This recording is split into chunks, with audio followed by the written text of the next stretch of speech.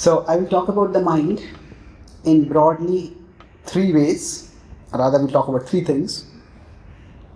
What is the mind and what is being mindful as a part of it? How it works. That's where we'll talk about why sometimes it makes a fool out of us. And then how to get it to work for us and not against us. This is a part of the mind. Get it to work for us. So the word mind has different meanings in different contexts. Say, in our normal language itself, if we use the word mind, have you lost your mind?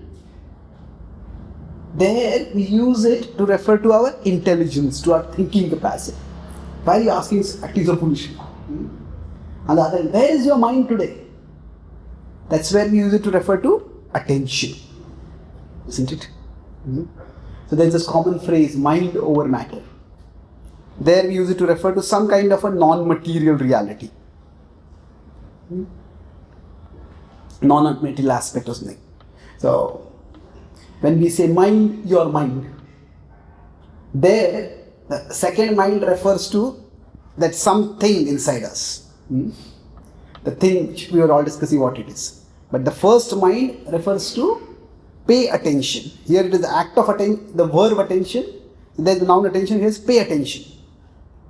So be mindful means be attentive. Mind your mind. Sometimes if the ceiling is low, you say mind your head. No, that means pay attention to where your head is going. So the word mind, we use it in many different senses at different times.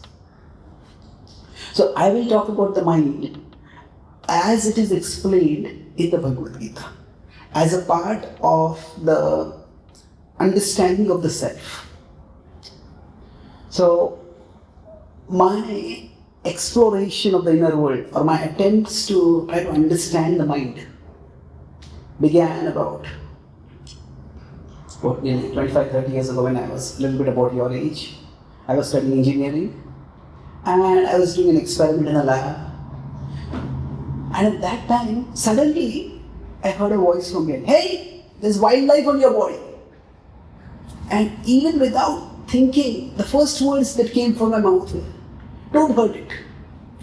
And I looked around and I saw there was some small insect crawling on my shirt.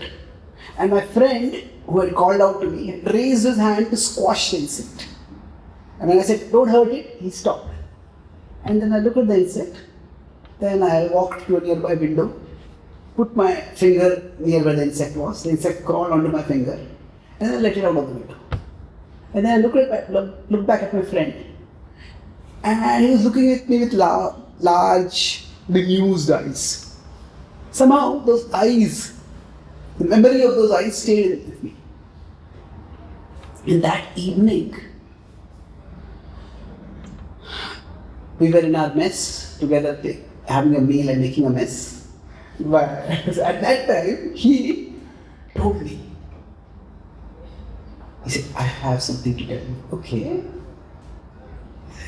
A few weeks ago, we had been doing a project together and some huge mistake had happened. And he had led me to believe that I had made the mistake. And I had taken the blame for it. And now he told me, actually, you had not made the mistake, I had made the mistake. So when I just heard it, I just rose from the seat. I just raised my fist. I said, "I will kill you." I felt not just angered, but betrayed by him. But as I raised my fist and raised my voice, his eyes went white. And somehow those wide open eyes reminded me of his eyes a few hours ago. And I almost froze. And I felt as if I had some kind of out-of-body experience. So like I was looking at myself from above. And one part of me was looking here, and one part of me was looking at the me few hours ago. And the link for me was the memory of the eyes, similar large eyes. So I froze thinking, just a few hours ago, I was not ready to hurt a small insect. And now I'm ready to smash the face of my friend. So, which is the real me? Is it the gentle one, this cruel one? Or is the real me something else completely? Are there multiple me's? So, in life, we are sometimes wise and we are sometimes otherwise. So, that moment began my introspection. I was always an avid reader, but then I started reading more of books about the inner world. I read some books on psychology, on philosophy, on spirituality. And then finally, I stumbled across the Bhagavad Gita. And that's where I got the best working model of the self that could help me to understand what was happening inside me and how it was affecting me externally. So that's what I'll try to share today. See, the Bhagavad Gita explains that the self is three-level. There is our physical side, which is the body. That's what we see for each other. Then we have our mind. And then there is the spiritual core of who we are, the soul. And all these three together, they are the self. So our existence is three-level. And connecting with the metaphors that all of you used, the body is like the hardware. The mind is like the software. The soul is like the user. Now, within the body is the brain. And this brain is like the CPU. It's a physical hardware. But the software is different. The software is subtle. Now, modern science, especially what we call the hard sciences, those contrast soft sciences, they can't really locate the mind anywhere inside the brain. But we all understand there's something inside us that affects us. So the way this model works is that from the soul comes its energy. And this is called consciousness. The Sanskrit word for this is Chaitanya. For the soul, the Sanskrit word is, anyone knows? Atma. So, Chaitanya is the energy of the Atma. So, for example, if I consider this phone, now, if I turn on the flashlight, so there is a light source over here, and from that light source, a beam of light is coming out. So that light source is like the Atma, the soul. And the beam of light that is coming out is consciousness. Now, if I hold my hand like this, is the beam of light still there? Yeah, it is there. It is visible. Is it visible? No. So what happens is, the mind can act or is meant to act as a transmitter of consciousness. Now, but the mind can sometimes become an obstructor of consciousness. So I'll come to that, but before that, let's explore this model more. Now, consciousness is the energy that enables us to broadly do two things. The first is awareness, and the second is action. So, for example, if you suddenly hear a loud sound behind you, and you look there and you see maybe some tiger has come over there. Hey, where did tiger come from? You'll be alarmed. You see, can you just jump out of the window? What am I going to do now? So when there is awareness, after that there is some action. So associated I elaborate on this mind a little bit more. So the mind gets input from our various senses, and then it sends out signals to the limbs. We act accordingly. So we have 5 senses. Which are those? Eyes, ears, sorry, nose, yeah, we smell by that, skin, tongue, we taste. So we could envision that each of these, if we consider this to be like an inner screen, then associated with each of these there's a window. So in one sense, we could envision the mind to be like a huge monitor. Sometimes in high security buildings, there is the central office where the security in charge sits, and there is a big monitor on which the inputs from various places are coming in. All the entry exit points, all the crucial points, each of them is one window.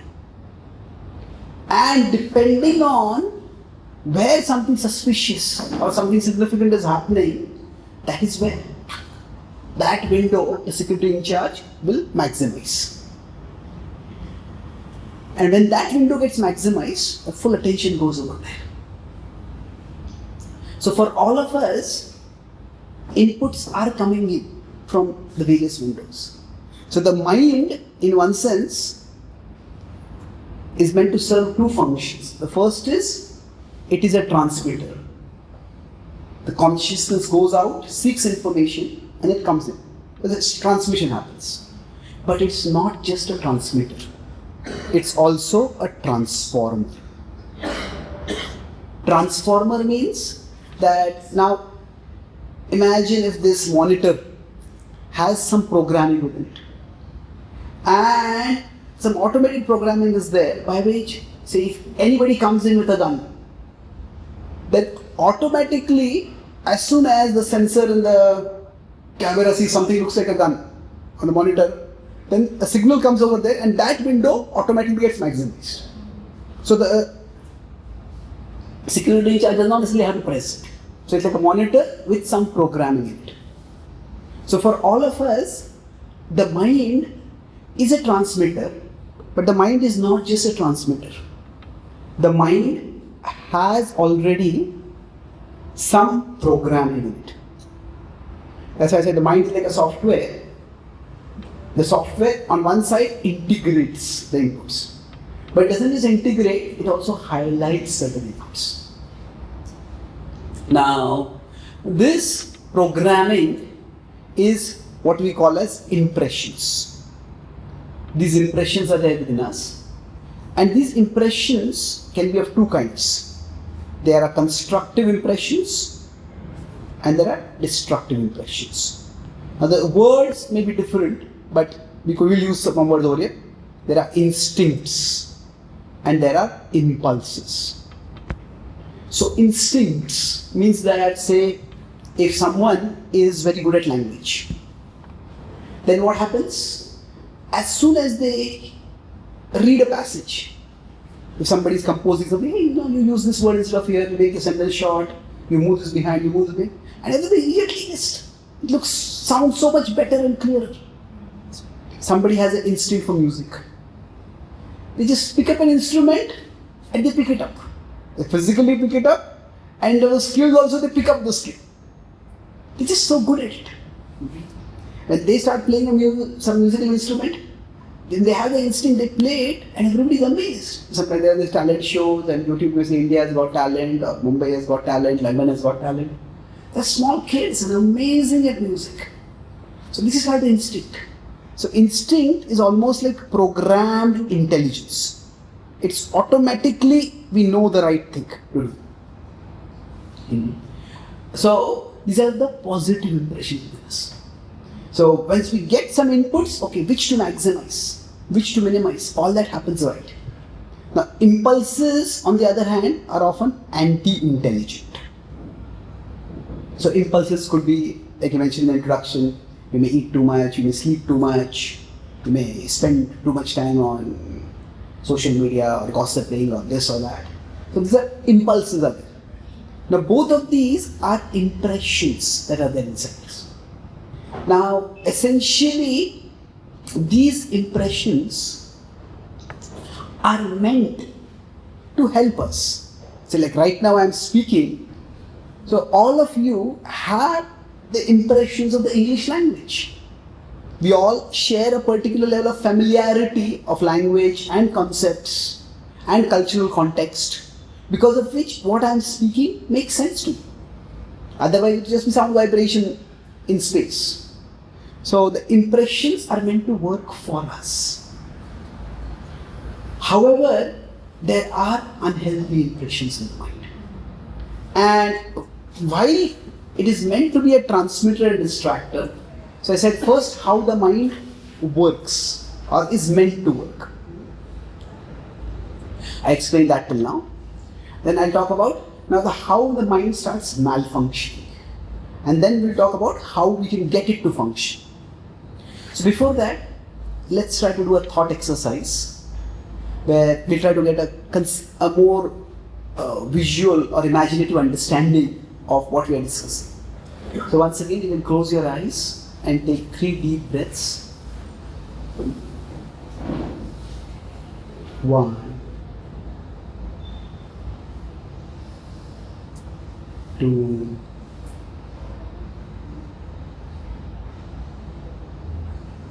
3.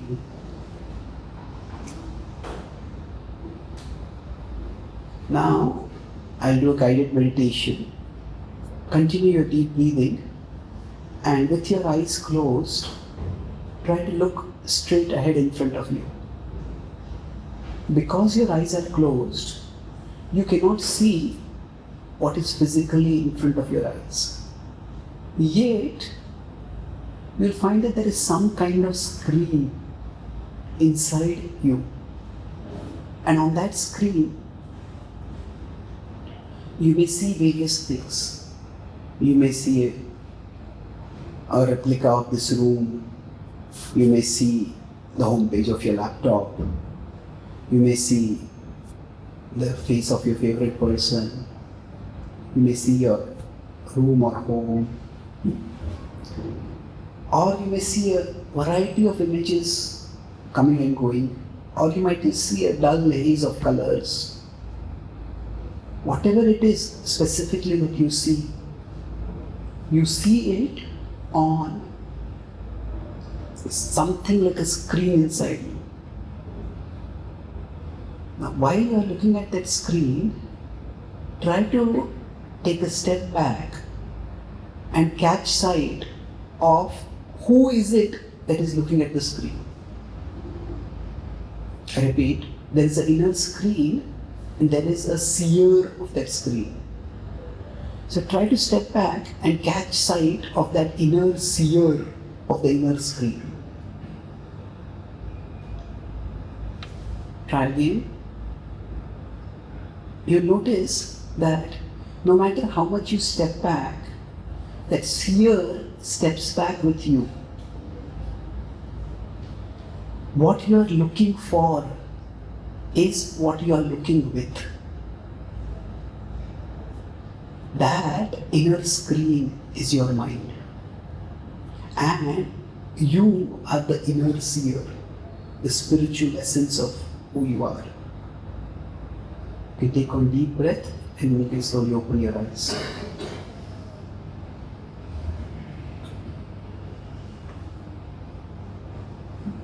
Thank you. So, this whole idea that there are 2 things inside us. There is a screen and there is someone who is observing the screen. Understanding this can actually be a game-changing insight. Because many times this we and the screen, if they are too close to each other, then this is the stage of attachment. What happens at this stage is some idea, some desire, some feeling pops up inside, and immediately we accept it as our own. Let's go and watch a movie. That pop-up comes inside, and okay, I'll go now. Hey, but I have to study, I have this meeting, I have this assignment, I have this exam. All those other pop-ups, other windows which should have been opened, they just get sidelined. This window just becomes big. But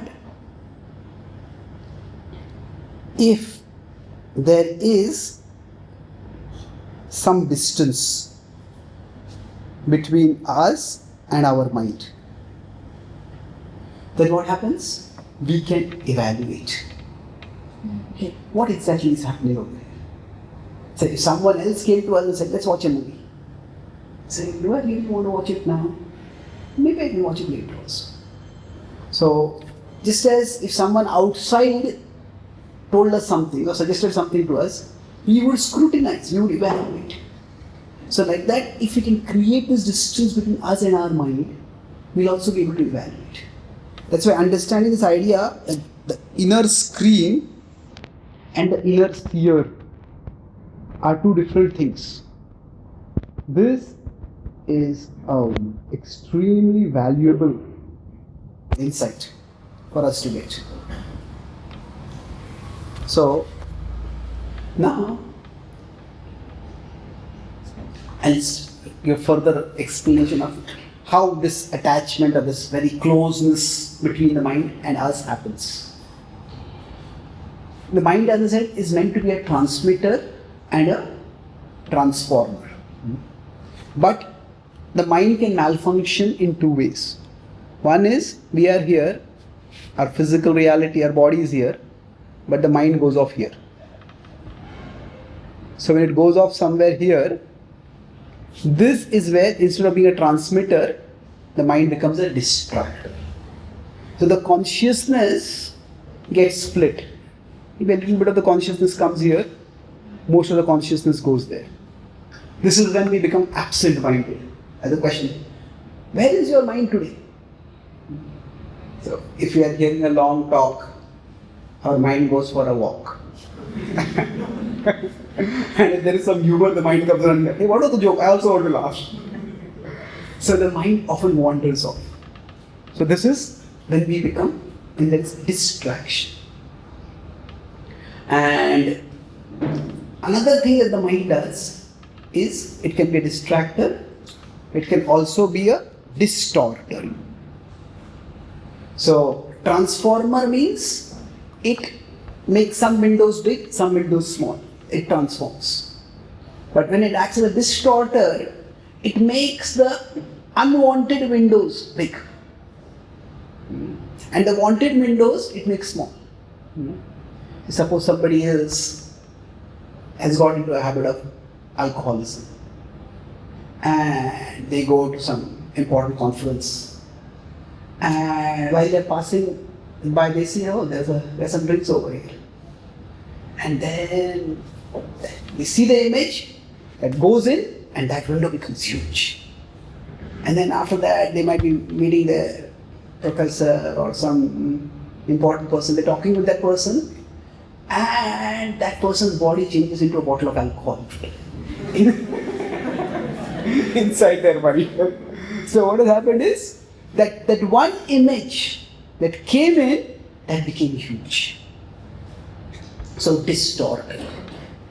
So in general, this distortion, so when the mind acts as a distractor, it is a problem. But when it is a distorter, it is a bigger problem. Now these two are not entirely separate. In one sense, when we are distracted, that means what happens? Something which somebody has said earlier, we are caught in that. And that becomes so important that if somebody right now talking with us, we don't even listen to that. It doesn't register inside us. So when this distraction happens, so the Sanskrit word for these inner impressions is samskar. Now the word samskar has two distinct meanings. One is, as I said, the impressions. But it also has this connotation of the ceremony to create impressions. So for example, there is Janma Samskar, there is Vivaha Samskar, somebody gets married, so a child is born. So these are very significant occasions and some impressions need to be created so that the significance of that occasion gets registered in the mind. So impressions are things inside us, but there are also certain practices that can create those impressions. So I'll focus on the first meaning of impressions.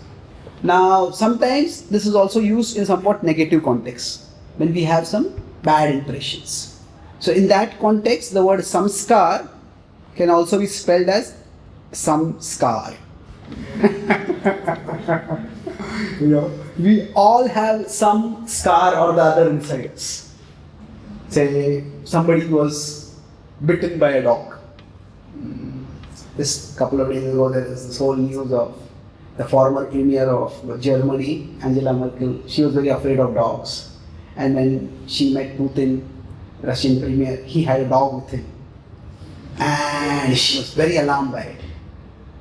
And she writes in her biography, and then Putin said that I'm apologizing for this. I didn't know that you were afraid of dogs. I thought you would be comfortable with a dog, and I only wanted to make you comfortable. So the idea is, now for somebody who's been bitten by a dog, then what happens is that samskar is there. And because of that impression, whenever they see a dog, even if the dog is like a small, gentle, cuddly little poodle, that dog just becomes the sharp teeth. And seeing that, immediately fear comes up. So, the one indication of the presence of samskara is that there is a small stimulus and there is a huge response. Say for example, somebody is behind me right now and that person wants my attention, so they tap me on my shoulder. And they tap me, I scream. What happened? I said, gently tap me. Actually, I have a shoulder spleen over here. Oh, okay, then it makes sense. So samskara, just like a physical injury, that's like a mental injury.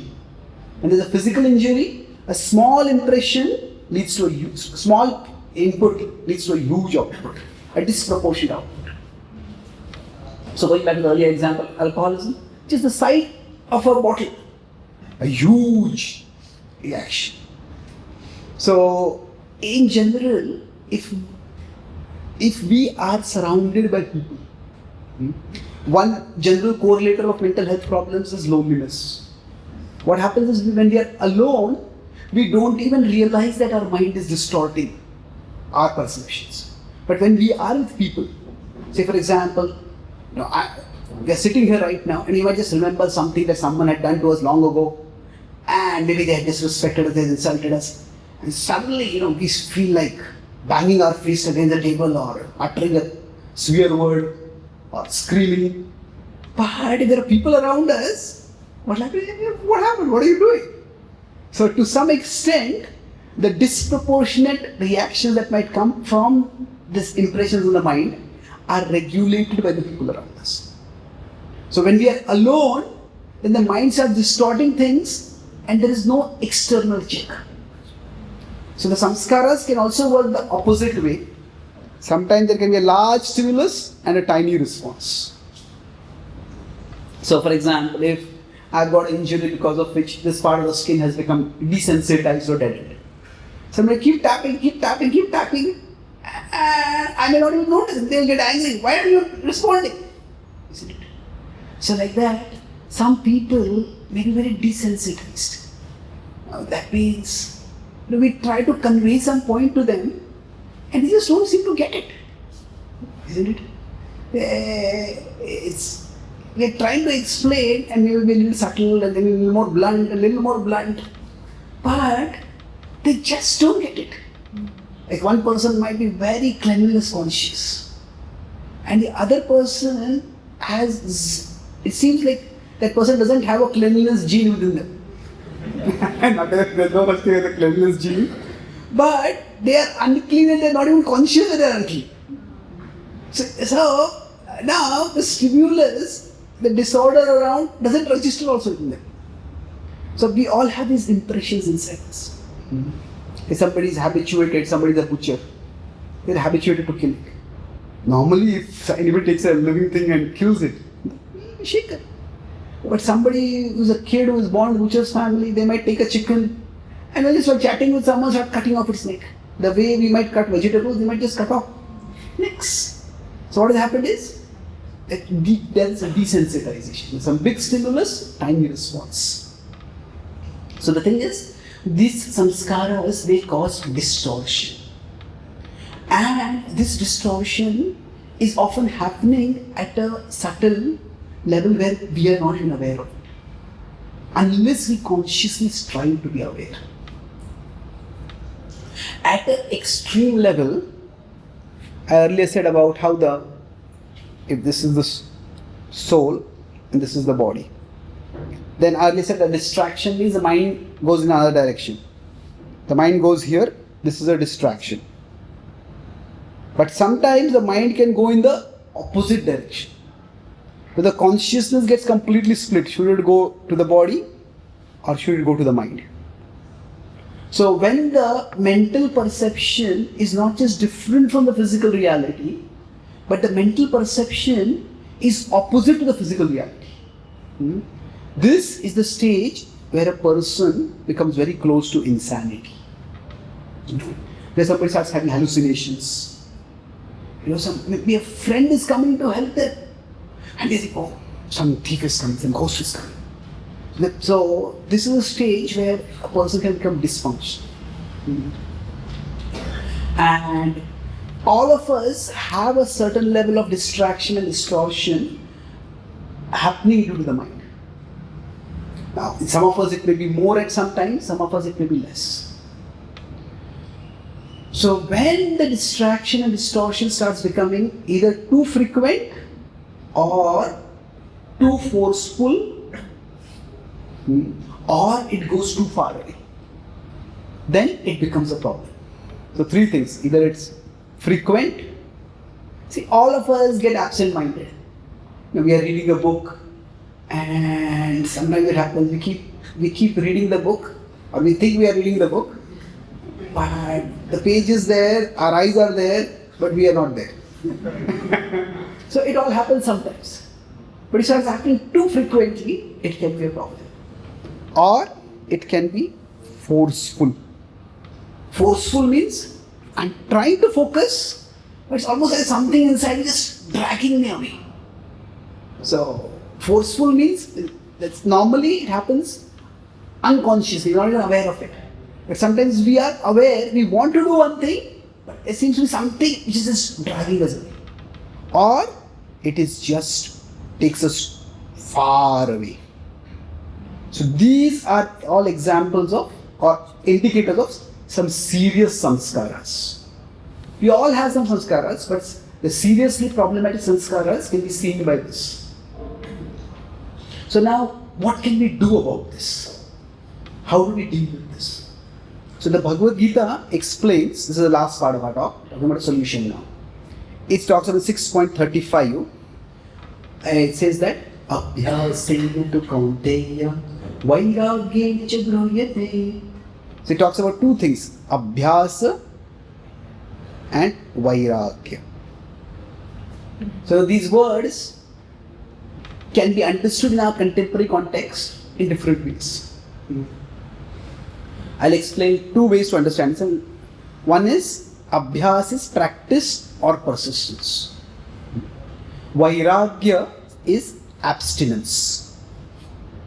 Persistence is to keep doing something. Abstinence is to avoid doing something. So often when we look at the mind's behavior, we can look at it from two perspectives. One is the moral perspective. Moral perspective means that you're such a short-tempered person, and that makes you a bad person. You sleep too much, you talk too much. We all have our weaknesses and deficiencies. And when we look at it from a moral perspective, We say this is bad, and doing this makes us bad. And there is a place to look at it from that perspective. Now, especially when somebody is desensitized. Now, if somebody is so desensitized that they don't even sense others' pain. They cause others pain, but they don't sense the pain. That can make them psychopaths or sociopaths. It's a terrible thing to be. So sometimes it can be a serious problem. So there is a place for a moral perspective. We may feel that I'm a terrible person because I try to do this, I just can't do this. I just fail to do it. So that there is a validity for that, but we will focus more on a clinical perspective. Clinical means that more objective, just observe and try to understand. Don't put moral labels on this time. Yes, we may be short-tempered. Now, we may be greedy, somebody may have alcohol issues. But right now, we're just trying to understand how the mind functions. So, from a clinical perspective, the mind is something like a machine or more like a software. So, let's try to understand how these two principles of persistence and abstinence can help us manage our mind better, can help us become more mindful. Now, becoming more mindful means becoming aware when the mind is distracting us, when the mind is distorting things, and preventing that from. So when we get distracted, when the mind distracts or distorts, that's when we may end up acting like a fool. You say, going back to Sati example, he said, okay, my friend let me take the fall. That was an annoying thing, that was a hurtful thing. But that doesn't mean I should be hitting. So that's where the distortion happened. I had a right to be concerned, I had a right even to be angry. But the distortion means that particular window can become huge. So how do we avoid this? So let's try to look from a clinical perspective. Now, I'm based in Mumbai, so there's a small thing in Mumbai. Have any of you heard of it?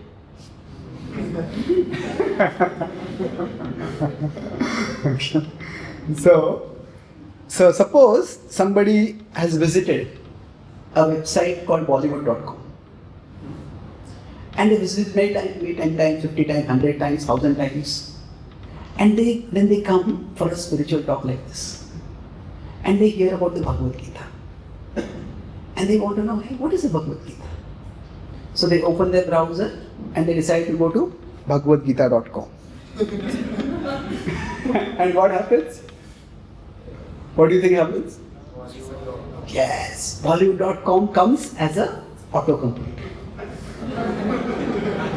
Now, they didn't want to go to Bollywood.com, but it came as autocomplete. Is the browser their enemy? And why did that come? Used to visit that often. Sorry? Used to visit that frequently. Yes, based on our past history, the browser is giving us that option. You visited there earlier, you can visit now also. Now, right now, we may not want to visit there. Now, if you want to go somewhere else, then what do we have to do? We have to do abhyasa and vairagya. So, persistence. That Bollywood.com comes as autocomplete, he said, no. That vairagya. I won't go there. And then, at that time, persistence. You have to type 11 letters. It can seem like lifting 100 kg weight or something like that. But we do that. Right? We say yes. Now, if we do it once, if we do it twice, if we do it 5 times, then after that, next time we type B, even now Bollywood.com might come as the first autocomplete. But Bhagavad.com will come at least as a second autocomplete.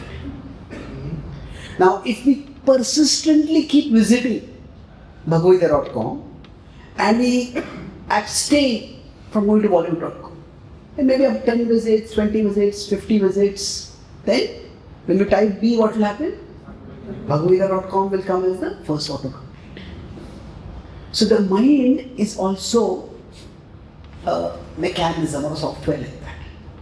Say maybe in the past, whenever we felt bored, when we feel a little down, our tendency was, okay, I just want to pick up my phone, look at Facebook, look at Instagram, look at this. So look for some, let's watch some videos.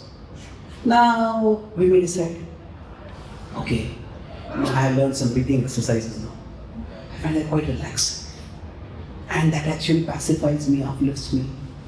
Maybe I could hear some soothing music instead. Maybe some nature sounds, maybe some spiritual music. So we may want to do something which is healthier for us. Maybe I can read some inspiring book, some wisdom text. So there is a previous behavior towards which we will be prompted by our samskars. The impression will prompt us. But just because the prompt is there does not mean we have to go there. So, abhyasa and pranayama. The urge comes, come on. When I feel a little down, okay, let's watch something. Okay? Let me do some deep breathing. We take this chanting of Om. Let me chant some mantras. So, we can choose a healthier response. It will take time. But persistence. Just keep doing it again and again. And abstain from the unwanted response. By this, gradually the mind's impressions can be changed. The mind is programmed, but it is also programmable. It is not just programmed.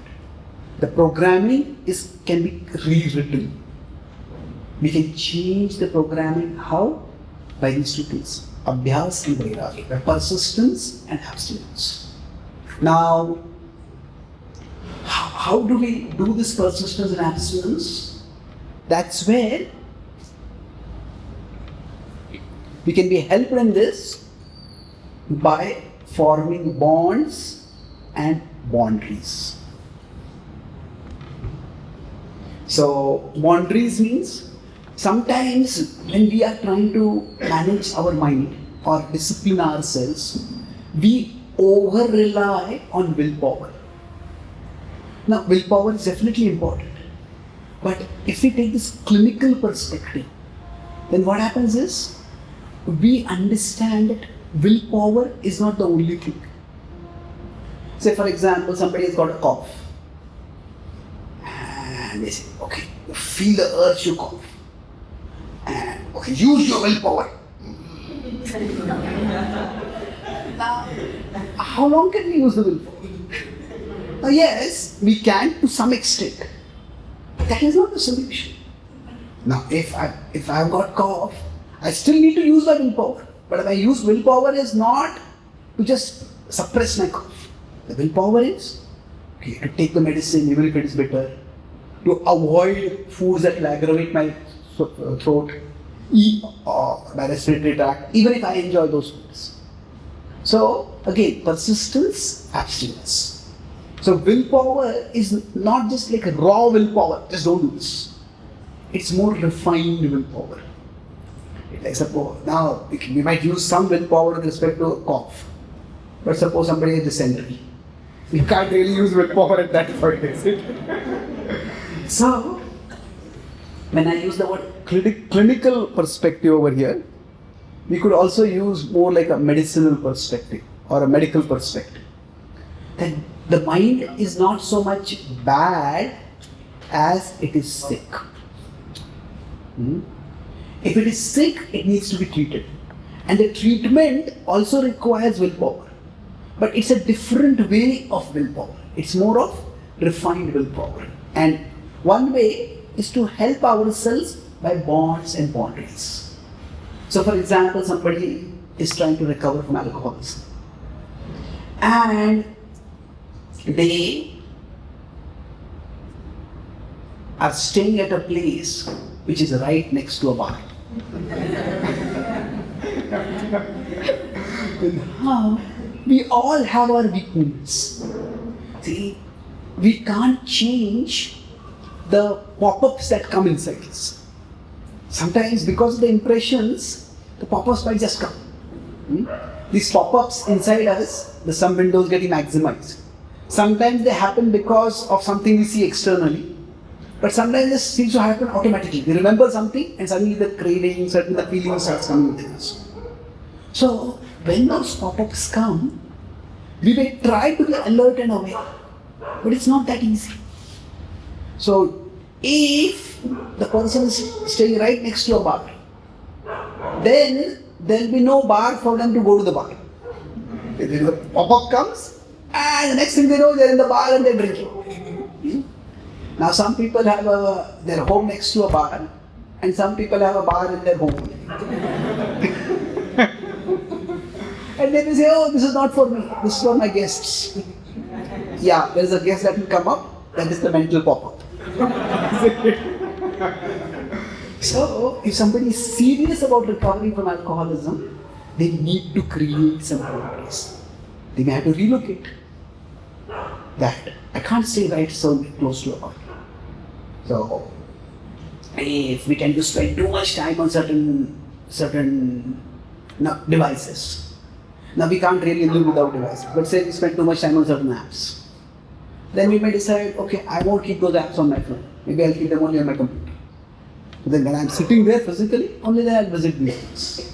So we create a boundary. We can use technology also to create boundaries. Say we can have some digital apps, some apps which help us do digital detox or digital regulation. Say I'll visit this for half an hour, 1 hour every day. And then maybe that app just goes off. There are various ways in which you can create boundaries. So the refined willpower, the raw willpower is, I won't do this. That's like saying, I won't cough. The refined willpower is that I won't eat the foods that will aggravate my cough. I'll create a boundary for that. So we need to use willpower, but the willpower is not so much direct as it's not so much raw. The raw willpower is, what we are trying to do is, we're just trying to fight the impulses, the pop-ups that are coming inside. But the refined willpower is more at one level to set boundaries. Now, building the boundaries, establishing the boundaries, enforcing the boundaries also requires willpower. But it relatively gives us some time, some space. Now, if the person's urge for drinking is very, very strong, they might go 10 miles to get a drink. So boundaries are not the final solution, but they are definitely a vital, even indispensable first step. So each of us, we can think, what is it that is like Bollywood.com, which I don't want to be the autocomplete for me? And then how can I set boundaries for that? Now the second thing is bonds. Bonds means we create, say, if there is no Bhagavad.com to visit, I just don't want to visit Bollywood.com. But then that comes as autocomplete. And for some people, Bollywood.com might be the autocomplete when they type B. For some people, it might just be their homepage. They don't have to type anything else. So that is the stage of addiction. When there's attachment, at least there's some stimulus, and then we get reminded of that. Addiction means no stimulus is needed also. Like some people, they sleep with the bottle on their mouth. And then after they wake up, the hand goes first into the bottle. I want to drink. So, now, if there is no alternative available, then we can't just say no to the impressions that are popping up inside us. So we have to override them. And that's why the bonds help us to create new impressions. Now one way to form bonds that is there in the tradition is rituals. Now the word rituals sometimes has a negative connotation. It especially has a negative connotation when it is used with the word adjective, ritualistic. Ritualistic means doing something just for the sake of doing it, without much attention, without much comprehension, without much interest. So, doing things ritualistically is not very helpful. But rituals are basically, these are time-honored means. For what? To tap the power of repetition. Repetition, abhyas, persistence is what will change the impressions in the mind. So if we have certain rituals for ourselves, and there are many self-help books, CEOs, 3 morning rituals, or say, many people talk about their morning rituals or a daily ritual, this is what I do. So ritual means it is something that we do regularly. So in almost all traditions across the world, there are certain rituals. Now, not all rituals are necessarily good, but the principle behind the rituals is good. And if we keep doing something repeatedly, that creates impressions in us. The more repeatedly we do it, the more the impressions are created. So the key is, there is a difference between, say, rituals and routines. The difference is in terms of our consciousness. See, routines are things which we have to do. Say every day we may have to do our laundry, we may have to do our dishes. But when we are doing those, we don't necessarily have to pay full attention to what we are doing. The point is to get the thing done. That is the point of the routines. In contrast, the purpose of rituals is to get the experience. It is not just to get the thing done. Say for example, if somebody is a bit short-tempered and they are told, okay, develop a habit of deep breathing. Take 3 deep breaths. Well, that is Kapalbhati. That is not really very helpful. The point of deep breathing is not just to get it done. The point is slow our breath, slow our mind. Just get ourselves a bit relaxed. The point is to get the experience. Similarly, when we are chanting Om, the point is to get the experience. So, if we do ritual, if we create some rituals in our life and do them attentively, then we'll find that they will create fresh impressions inside us. The previous impressions will get overridden. So, we want to create boundaries for what we don't want to do, but equally, if not more important, is to provide ourselves alternatives. And we create some bonds. By bonds, I mean some kind of fixed connection. So, we make a commitment. Another New Year is coming, a month we make some resolutions. I want to do this. And generally, if we try to make a resolution for the rest of my life, if I say I'll do this for the rest of my life, the mind says, okay, you have the rest of your life to do it. So, it's better to set something for a finite time. Let me do this for 1 month. See, we are always weighing the cost benefit of everything. And if we decide I'm going to do this for the rest of my life, what happens for us is that no matter how long we do something, there is no success in it. I did something for 30 days, but a 31st day I don't do it. I don't feel the success of having done it for 30 days. I feel the failure that I didn't do it. I couldn't continue it. So that's why, now there are many things which we need to do lifelong. But when we are making a resolution, when we are forming a bond, at that time, we need to be convinced through our own experience that this is good for me. So I'll talk about bonds, and that will be the last point. Now, when we want to develop bonds, there are 3 steps in it. First is our own intelligence. We need to be convinced that this is a healthier alternative and I want to do this. But after the intelligence is experience. It is I need to experience the benefit for myself and I need to take stock. Yeah, I did this and this worked for me. So when we get the experience, then in one sense, the intelligence becomes strengthened by the experience, and the intelligence helps us to do the thing by which we get the experience work. So these two go together. And at one level, this applies to any good habit that we can try to use to replace or override an unhealthy habit. But the third factor, that is transcendence. Now transcend means to go beyond. So transcendence refers to the reality beyond our daily reality. There is the physical reality, around us the material reality, there is a spiritual reality. So this is where transcendence ultimately refers to the divinity.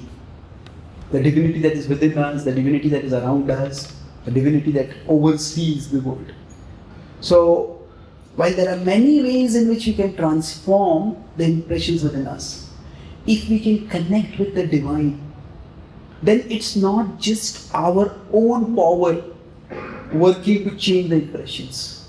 We get access to divine power. That divine power can override our impressions much faster. So that's why somebody can, I have a habit of doing X, I'll do Y. It's a good thing. But if we incorporate a little bit of spiritual practices, some mantra chanting, some prayer, some devotional meditation, then we'll find that the impressions will change much faster. Why does this happen? Because here, if I consider this is the mind, this is the body, and this is the soul. So normally when we are trying to do abhyasa and vairagya, what are we trying to do? See, we are trying to do some action that will create an impression inside us. Now if I keep doing the action again, then what will happen is the impression will become doubled. And like that the impression will keep increasing. If we repeat the action, the impression becomes bigger. And that's good. But if this activity is a spiritual activity, if something is connected with the divine, then what happens is it's not just changing the mind from above. It actually goes below. It goes to the soul and awakens the soul. And there can be positive or negative impressions inside us at the level of the mind. But the soul is pure positivity. The soul, at the level of the soul, each one of us is a part of the divine. And when the pure positivity of the soul is awakened, then the mind's impressions are changed from inside out much, much faster. So there is a Oxford Handbook of Science of Religion and Health. So they compiled around 300 published studies of the relationship between some kind of religious practice. Now, religion and spirituality, they in that context use it interchangeably, although there is some difference. But basically the idea of having some kind of connection with some higher reality. And they look at the effect on physical health and mental health. So they found that people who get a heart attack or a stroke or a surgery, they recover faster if they have not just a vague spiritual belief, but some kind of tangible practice. Similarly, those who have some tangible practice that connects them with some higher reality as they may conceive it, for them, mental health problems are relatively less severe. They get less depressed. When they get depressed, they spring back faster. So now the exact mechanism by which this happens, that science has not yet understood. Because within science, which is largely studying material domain, the idea of a spiritual domain that's beyond the study of science. But its effects are perceivable. When I travel across the world, many top companies, they encourage their employees to do meditation and mindfulness. And Salesforce in Silicon Valley, I've been there almost half a dozen times in talks. There, they have an entire space just for mindfulness. So during working hours, any times a person wants, employee feels stressed, they can go there, they can do some mindfulness exercise there, they can do some meditation. According to their own personal orientation, they can do it. Now, these companies themselves are not really interested in spirituality. Of course, the founder of Salesforce had a spiritual experience, went on a spiritual journey. So that is there. But their primary concern is the bottom line. They want to be prosperous. But they have found that spiritual practice help their employees to be more productive. They found that it decreases the health bills and the health insurance they have to pay for their employees. So even from a pragmatic perspective, this benefit is percolating. So when we incorporate some spiritual practices, then we will find that we can change the impressions inside us much faster. So we are here and there is some divinity above us. So meditation is basically when we try to listen to the divine. And prayer is when we try to speak to the divine. These two are related, at the same time their focus is different. But both of them, they can direct our consciousness upward. And they can give us a higher anchor that can awaken our souls. Along with it, the pure positivity of the soul can become an enormous accelerator in changing our mind and enabling us to make it our friend. It will work for us instead of against us. So I'll summarize what I discussed broadly. I discussed 3 points.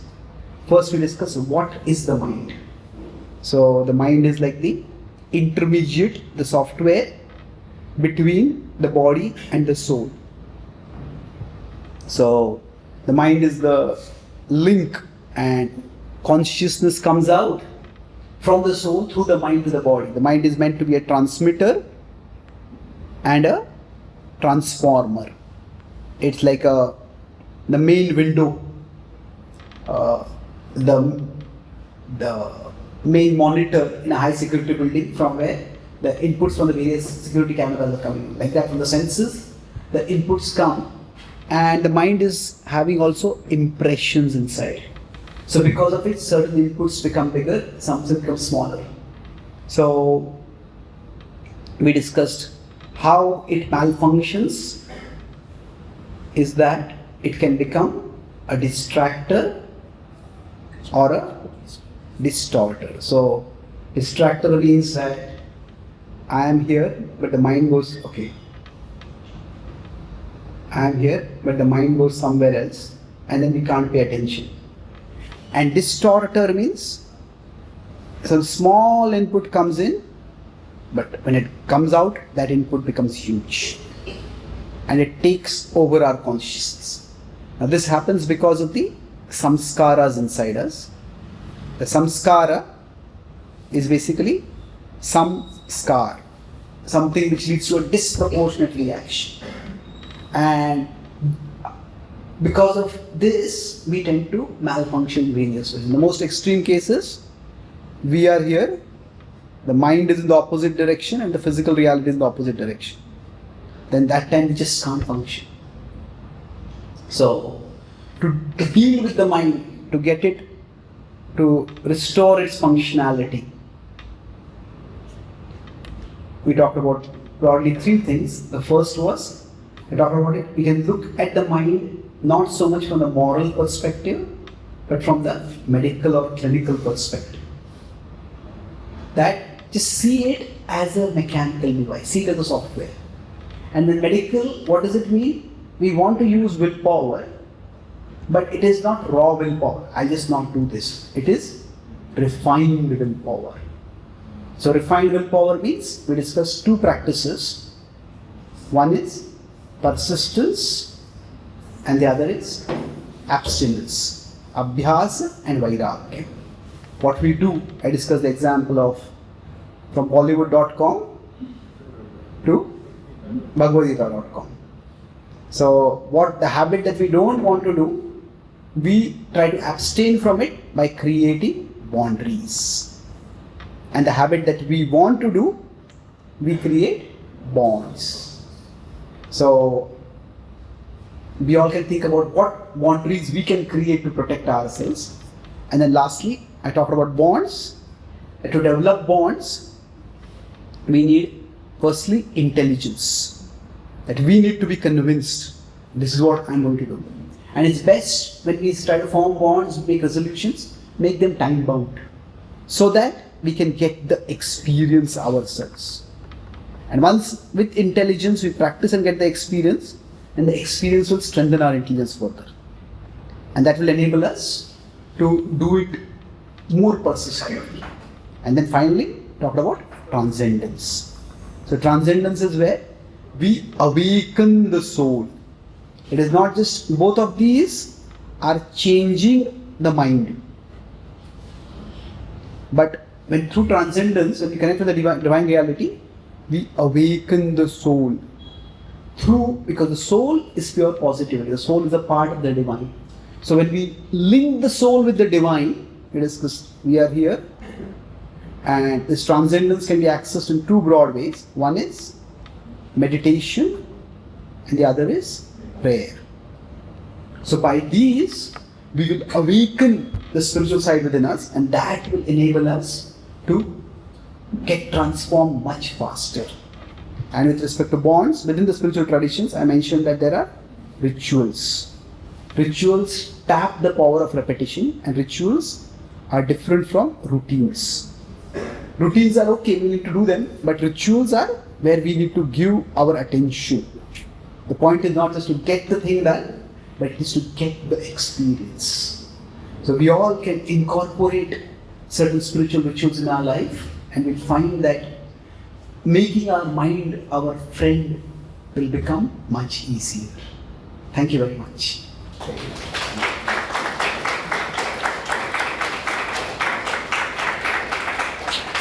So, thanks to all of you, and thanks to Sir for giving us a very enlightening and in-depth understanding of the topic of mind, soul and body. I think this will really helpful for all of us in our real life. So now I just want to ask Sir, so can we take some questions? So now the floor will open for questions, and you can raise the hand, then we will give the microphone to you.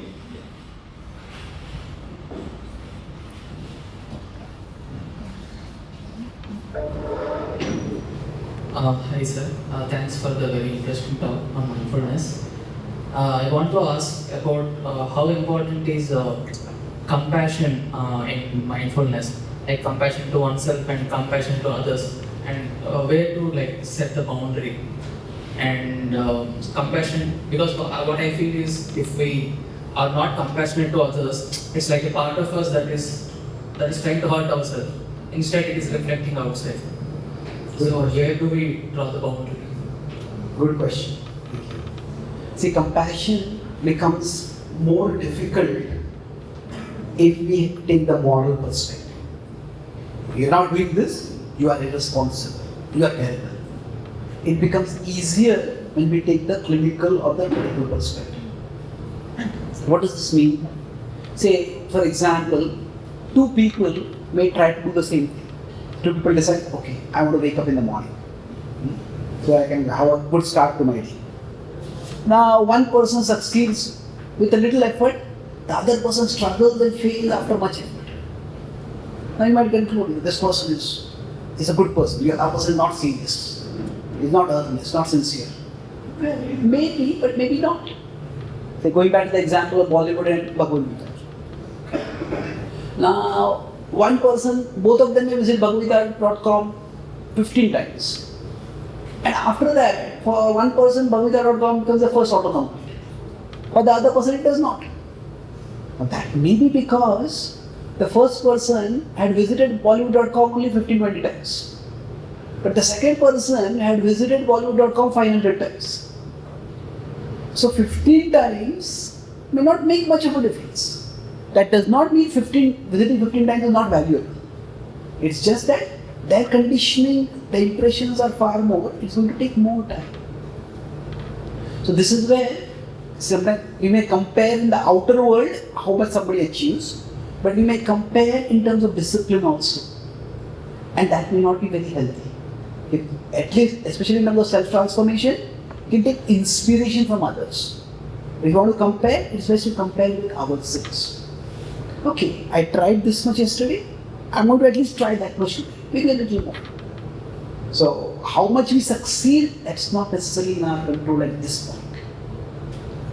So, compassion would mean that if we are trying to do something and we are not succeeding, or somebody else is trying to do something and they are not succeeding, we don't immediately jump to the moral perspective and label them negative. And we don't label ourselves also negative. So, we try to help them in whatever we can, and we try to help ourselves. Sometimes we will need more effective boundaries, sometimes we need to create bonds which are more workable for us. Not just, I will plan to do it. Maybe I'll tell someone. Now, if I want to decide, I want to develop a habit of reading some wisdom text every day, or I want to do meditation every day, then maybe find out somebody else who's doing meditation and do it together, or tell them, you help me. You ask me at the end of the day, I do a meditation. And then we create help for ourselves. So, that's why compassion means that we understand that we all may require different amounts of time to get there. Now, when can compassion become excessive? That happens when compassion becomes the justification for stagnation. This is just the way I am and this is just the way I remain. So if somebody doesn't even try to change, then at that time compassion may not work. At that time, some amount of candor, some amount of pushing, some amount of shock treatment may be required. Sometimes we have to be hard with ourselves. Sometimes we have to be hard with others. But the key is that shouldn't be the default response. We need to give the other person or even ourselves the benefit of the doubt. And then over a period of time, then we evaluate and decide. Okay? Thank you. That's a question.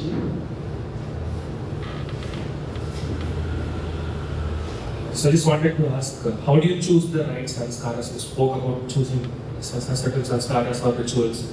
So there are a lot of options available. So what does Bhagavad Gita say on choosing the right sanskara for yourself? Generally, there are, when we talk about right, there are certain things which are universal and certain things that are contextual. What do I mean by that? Say for example, prayer or meditation or exercise or regulation in eating. These are these specific, they are good for everyone. So there are certain habits, behaviors which we all can practice. So they will benefit us all. At the same time, there are some things which are contextual. Contextual means they may vary from person to person. So waking up early in the morning is a good habit. But if somebody had a habit for a long time to say sleep at 2 o'clock, 3 o'clock, 4 o'clock, and just wake up at 9 o'clock and rush to work, whatever, then maybe that habit may be very difficult for them to change. So then they may say, okay, which is a battle that is winnable for me right now? We don't just need to change, we need to have the confidence that we can change. We need to feel encouraged in our journey to change. So sometimes something may be good, but that may not be good for us right now because that's not a winnable battle. So we need to choose which battle is winnable for me and do that. So with respect to mantras, in our tradition we chant the Hare Krishna mantra. And there are many sacred texts which especially say that this mantra is very potent.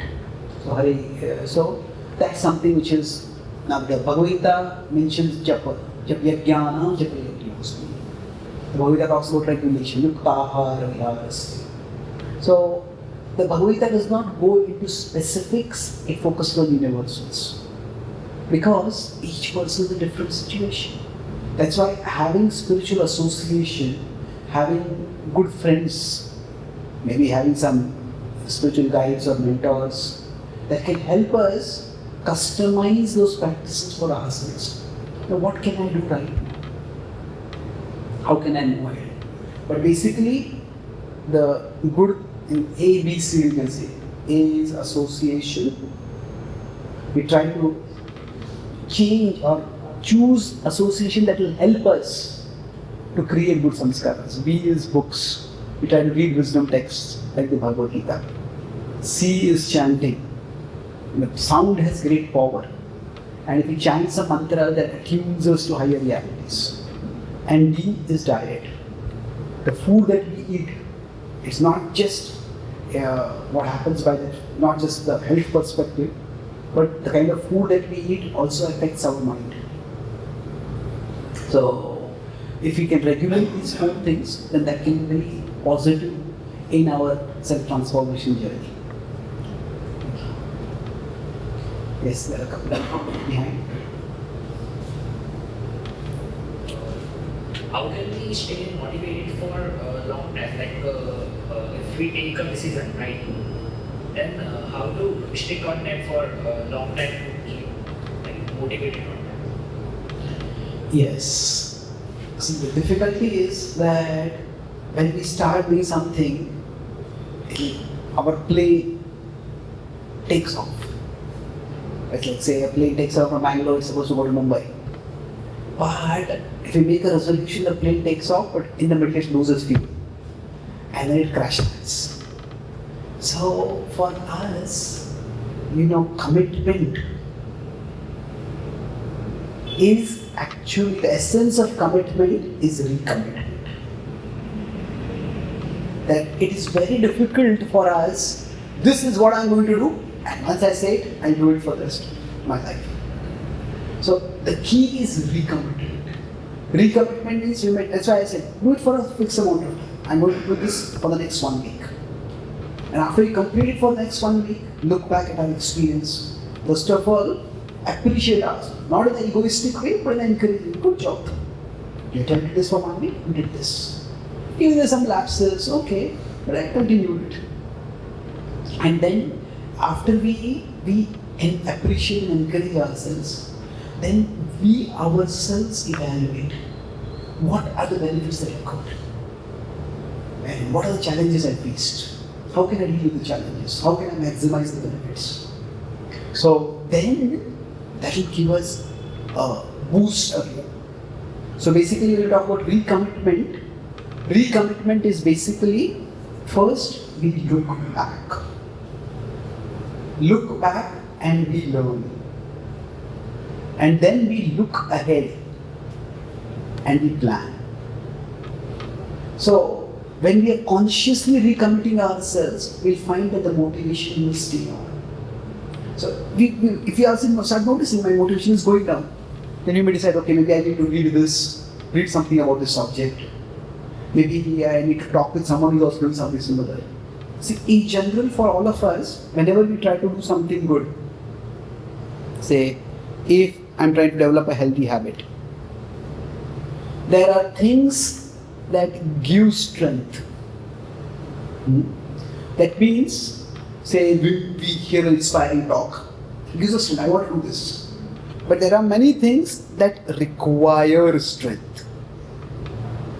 That means, say, if I have planned to meditate at a particular time, and at the time, say, everybody is going for a party. At the time, some movie is there or something like that. Now, we may decide to meditate, but we will require willpower. It will require strength. We will get exhausted by that. If we want to meditate, everybody is doing something else. Then, to not go along that requires strength. So, for us, the activities that require strength, these are going to come automatically in our life. They will deplete our strength. Many things, any kind of discipline that I will follow, the world is filled with millions of distractions. And they will deplete our strength. So things that give us strength, these have to be done consciously and conscientiously. So if I decide, let's say I want to wake up in the morning, then maybe I need to have some thoughts written down. Why is it important for me? Write it down in our own words, maybe find some quotes about it, and then regularly revisit it, maybe elaborate based on our experiences. So we have to find out what gives us strength and try to do that regularly. And what takes away our strength, what requires strength, we try to minimize it. Suppose somebody is an alcoholic and they try to give alcohol. Maybe if they have a friend who drinks, that friend tempts them. Now they may not want to break the friendship. They may have to set some boundaries. I'll meet you, but not in the bar. And when you come to meet me, don't bring the bottle with you. You have to set the boundary. It requires strength. So we need to find out. So recommitment involves these two things. Commitment, to stick to commitment. First, it's periodic recommitment. And there is also like we take inventory of our own situation, of what gives us strength and what takes our strength. And based on that, we will be able to persist. Thank you.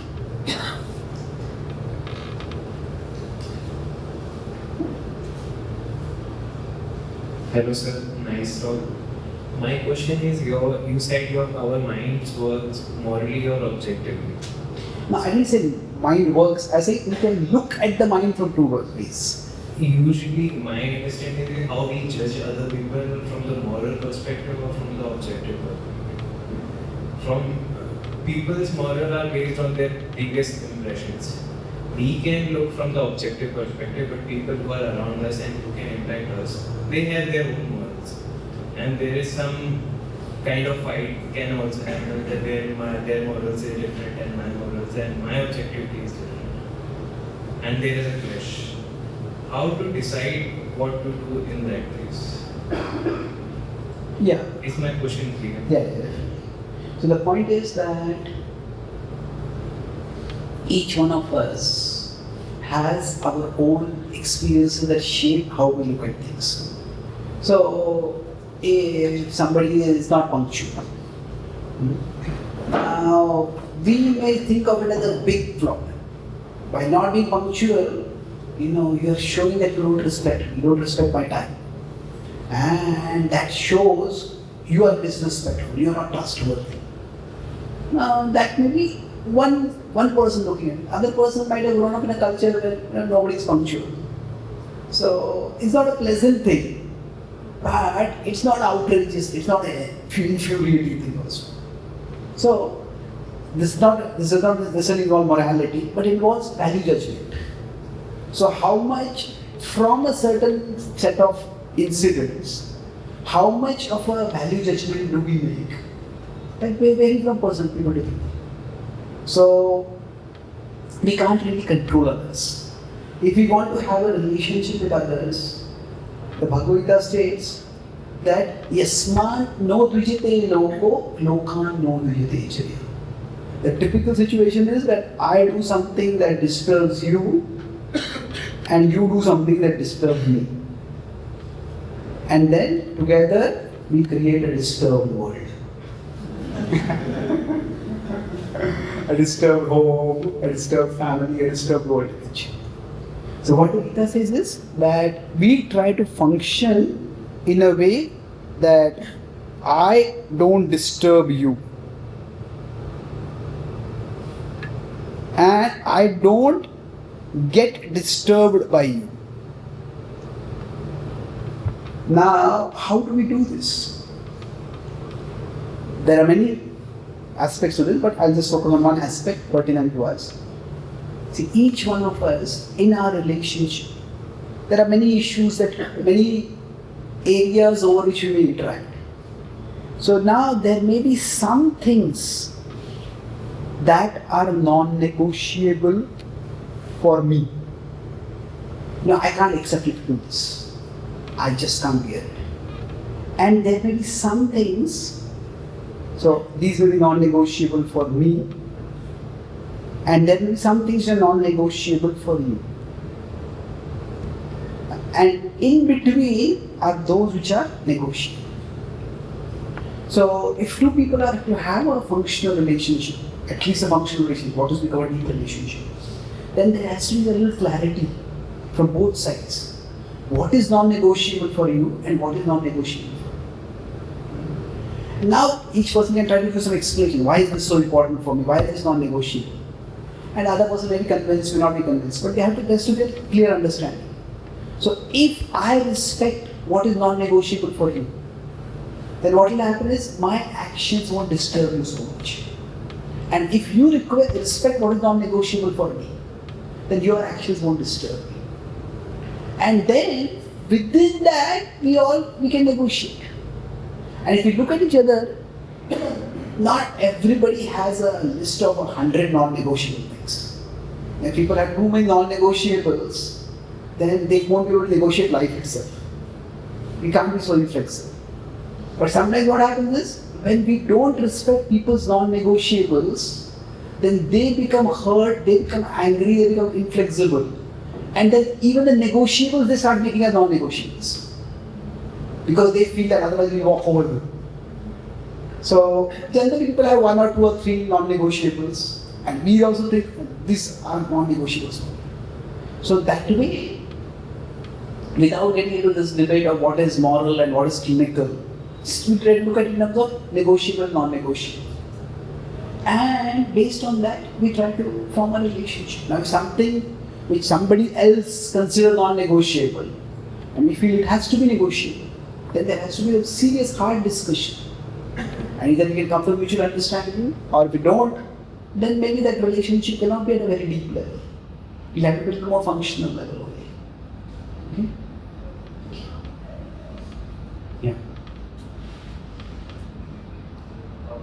How to be confident in decision making? Like, if from my perspective, if I take one decision, right, then I decide to do that thing at that time. But when that time arrives, I got nervous and I resist to do that thing. So how to be confident at the first time joining that decision? Okay. See, decision making is a big subject, but I'll focus on that particular confidence in decision making. See, there are not really many ways by which we can completely predict or control our mind. There is some aspect of it which will be unpredictable, which will be uncontrollable. Sometimes we have moods and we have mood swings. Now we can't really control them completely. But we all have certain boundaries. That if I don't feel the mood, I may decide I won't go for class today. But okay, that's okay. What if just because I don't have the mood, I will drop out of college? No, that's too much. So we all, based on our culture, our upbringing, we have certain boundaries. So those boundaries itself create some frameworks of what we will do and what we will not do. Now, with respect to confidence, it's impossible to have total control over our mind. I decided to do it, and I am going to do it. Very rarely it happens like that. Look at it. We don't want to be a slave of our mind, whatever impulse comes in. So total control, the opposite is no control. No control means we become a slave of our desires, our impulses, basically a slave of our mind. We don't want that. But on the other hand, we don't want to make our mind our slave. The mind can also be created. The mind has instincts within it. So we need, the Gita says we have to make our mind our friend, not our slave. And what this means is, we will need inner negotiation. So for example, if I feel confident right now, and then maybe after 6 hours I don't feel confident, then rather than simply saying, I don't feel confident, I lost my confidence. Okay, what exactly is the cause of the conflict? Sometimes we can do this inner discussion ourselves. Sometimes we need to do something like journaling. Sometimes we need to talk with a friend. Okay, What happened with it? What was the basis of my confidence at that time? I was thinking like this. But now I'm thinking like this. So rather than just seeing our inner world as completely unpredictable or totally controllable, we see that there are changes that happen. So if I'm confident right now, let me write down the reasons for my confidence. Afterward, if I feel my confidence getting lost, let me try to write down the reasons. And then see how can I address those reasons. Okay. So take a rational approach to it. Rationality cannot completely control the mind, but we take a rational approach as much as possible.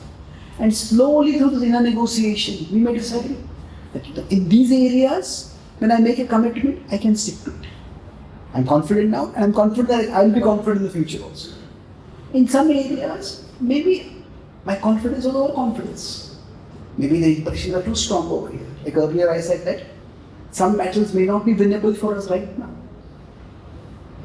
So if somebody has visited Bollywood.com 1,000 times, then to just say, within one day, Bhagavad.com is going to be by default choice. It's not going to happen. So by experience, we learn how to negotiate with ourselves. This, I am going to do no matter how I feel. This, okay, I don't feel so much about doing it right now. It's important, but it's not that important. So when we negotiate like that, we're going to find that we can move forward. So generally, confidence, conclude with this point. When we use the word confidence or we use the word self-esteem, now confidence can come from external sources. External means somebody encourages us.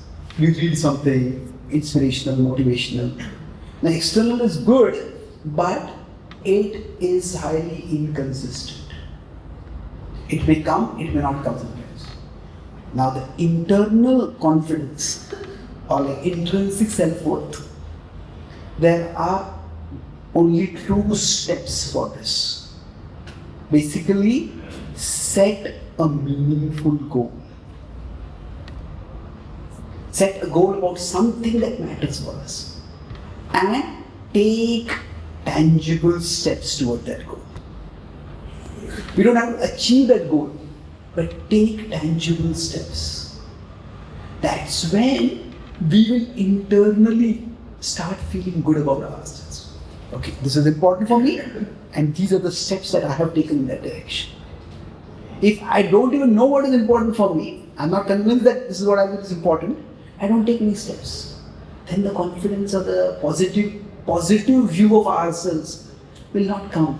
And when it comes from external sources, it won't last. Then find out what are winnable battles, start taking steps in that direction. And slowly our confidence will build. Thank you very much.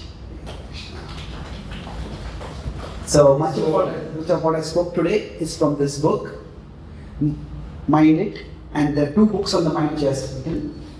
So Mind It has 64 reflections on the mind. Each of them is based on the Bhagavad Gita. There are articles in the center. You are not your mind. This has something similar to the kind of diagrams and illustrations which I was drawing. Many common questions are there in this book. What is the difference between the mind and the brain? Why does the mind remember negative things much faster than positive things? Why does the mind act as our enemy so often? Why? Many of the questions you asked about why does the motivation get lost? So questions like this are answered. If somebody has mental health problems, is it an issue of willpower? How much is it a medical issue with the brain? So questions like this are answered over here. And there are a few other books also. If you are interested in leadership insights based on the Bhagavad Gita, there is 10 leadership sutras from the Bhagavad Gita. So all these books are available behind if you would like to have. I'll also be here some time in case you would like to have any further questions or you would like to have the book signed. Thank you so much for your participation and all the best to you in your future journeys.